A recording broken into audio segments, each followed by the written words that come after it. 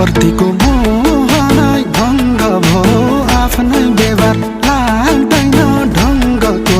हेरे चियाएर ए आमै हियार जलाउन्या रहेछ पियार अचम्मै हाड मासु गलाउन्या